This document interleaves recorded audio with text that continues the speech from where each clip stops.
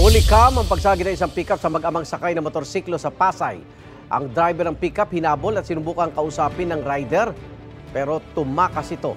May unang balita si Jomer Apresto. Viral sa social media ang video na yan sa bahagi ng EDSA Pasay kahapon ng umaga.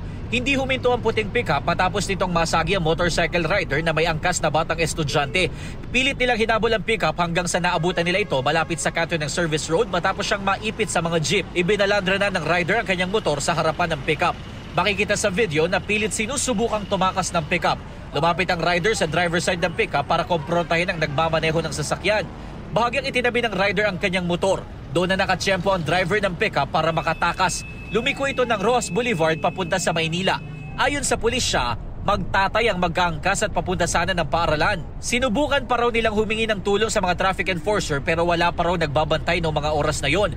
Nagtungo ang rider sa malapit na police station para i-report ang pangyayari. Nakipag-ugnay na raw ang pulisya sa Land Transportation Office para matrace ang may-ari ng sasakyan na gumagamit ng diplomatic plate number. Probably parang diplomat number pero hindi pa kami certain doon kaya ibabalitit pa namin ang resulta ng verification namin sa LTO. Nag-conduct na rin kami ng backtracking dito sa area ng Rojas para malaman namin kung saan patungo. Posibleng maharap sa patong-patong na reklamo ang driver ng pickup. Kabilang na ang paglabag sa RA 4136 o ang Land Transportation and Traffic Code of the Philippines at reckless driving.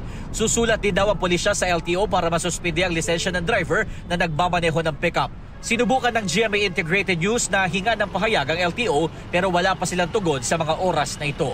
Ito ang unang balita. Jomer Apresto para sa GMA Integrated News. Igan, mauna ka sa mga balita, mag-subscribe na sa GMA Integrated News sa YouTube para sa iba't ibang ulat sa ating bansa.